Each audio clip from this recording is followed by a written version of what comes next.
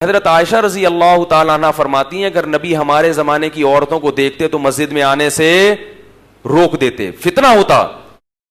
لا الہ الا اللہ محمد رسول اللہ علیہ صلاۃ اللہ وآلہ والاحبہ۔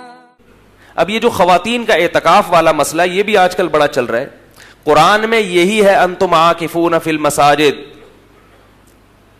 کہ اعتکاف کہاں ہوتا ہے؟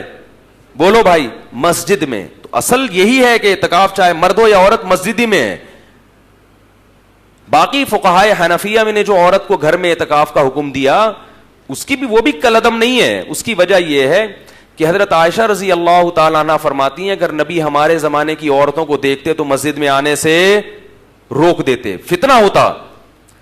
بعض لوگ کہتے ہیں نبی نے روکا تو نہیں نا، یہ تو حضرت عائشہ کا خیال ہے۔ تو مقصد یہی تھا کہ زندہ ہوتے تو کر دیتے، یعنی مطلب یہ کہ نبی کی منشا یہی ہے کہ اب نہ آنے دیا جائے۔ کیوں؟ اس لیے کہ وہ خواتین ان احکام کی رعایت نہیں کریں گی جس کی رعایت نبی کے دور میں ہوا کرتی تھی۔ ایک حکم تو زندہ ہوگا اور شریعت کے درجنوں احکام کی دھجیاں اجڑیں گی۔ کیوں؟ حدیث میں آتا ہے کہ کننا متلفعات بمروطہن، خواتین ایسے لپٹ کے آیا کرتی تھی اور ایسے اندھیرے میں آیا کرتی تھی، لا یعرفن من الغلس، اندھیرے کی وجہ سے کوئی ان خواتین کو پہچان۔ آج جو خواتین آتی ہیں ان کو سب پہچانتے ہیں، کس کی بچی آ رہی ہے، کس کی بہن آ رہی ہے، کس کی مامی ہے، کس کی چاچی ہے، سب پتہ ہوتا ہے کون۔ اور برقعے دیکھو ان کے، ایسی چھمک چھلو بن کے آتی ہیں۔ تو وہ نماز کے بارے میں کہہ رہی ہیں 10 دن ان خواتین کو اگر مسجد میں لا کے بٹھائیں گے تو فتنہ ہوگا، اور یہ فتنہ شریعت میں پسندیدہ کام نہیں ہے۔ رہا یہ مسئلہ کہ کہاں ہے قرآن و حدیث میں کہ فتنہ ہوگا، بھائی قرآن و حدیث میں نہیں، یہ مشاہدے سے ہے۔ تو میں اہل حدیث علماء کا بہت زیادہ احترام کے باوجود ان سے میں گزارش کرتا ہوں کہ کیا آپ کی مسجدوں میں خواتین کے مسجد میں بیٹھنے میں فتنہ نہیں ہوتا؟ آپ خود اپنے مسجدوں کی تحقیق کریں، 10 دن کے لیے جب خواتین مسجد میں آگے بیٹھتی ہیں کتنے واقعات ہیں فتنے کے، آنکھ مٹکے کے، معتکفین اور وہاں معتکفات کے آنکھ مٹکے چل رہے ہوتے ہیں۔ یہ مشاہدہ ہے، بہت مشکل ہے اس زمانے میں روکنا۔ پھر بھی میں کہتا ہوں کہ چونکہ منسوس ہے، لہٰذا اگر کوئی یہ کہتا ہے کہ نہیں ہم قرآن کی اسی آیت پر ہی عمل کریں گے تو ہم اس کو بھی غلط بولو بھائی نہیں کہہ سکتے۔ لیکن فقہائے حنفیہ پر بھی آپ طنز نہ کریں، ان کا مقصد پیٹ کی پوجا نہیں ہے یا محض چودراہٹ نہیں ہے۔ انہوں نے اس فتنے کو دیکھ کر عافیت اسی میں محسوس کی کہ عورت کو کہاں رکھ دیا جائے؟ گھر میں۔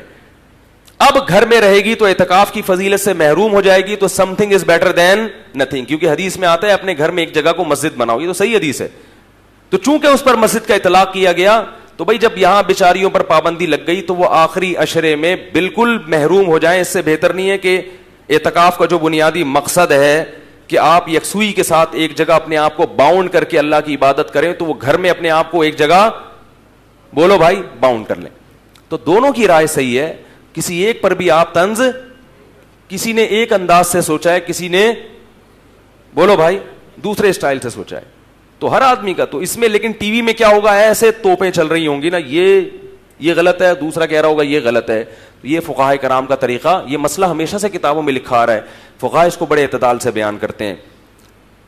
کسی کی رائے اس طرف جا رہی ہے اور کسی کی رائے اس طرف۔ اسی طرح کوئی مسجد ایسی ہو جہاں مرد آتے ہی نہ ہو، بعض ایسی جیسے گھروں میں مدرسے میں ایک بنات کے مدرسے میں ایک الگ سے مسجد ہے، تو وہاں عورت کا مسجد میں بیٹھنے میں کوئی فتنہ نہیں ہے کیونکہ وہاں سب خواتین ہیں، تو وہاں پھر گھر میں نہیں بٹھایا جائے گا، کیونکہ اصل کیا ہے، اعتکاف کہاں ہوتا ہے؟ مسجد ہی میں ہوتا ہے۔ تو اس میں اہل حدیث کی رائے کو 100% غلط کہنا یہ بھی غلط ہے، کیونکہ اعتکاف کا جو اصل محل اللہ نے بتایا ہے وہ مسجد ہی بتایا ہے۔ لا الہ الا اللہ محمد رسول اللہ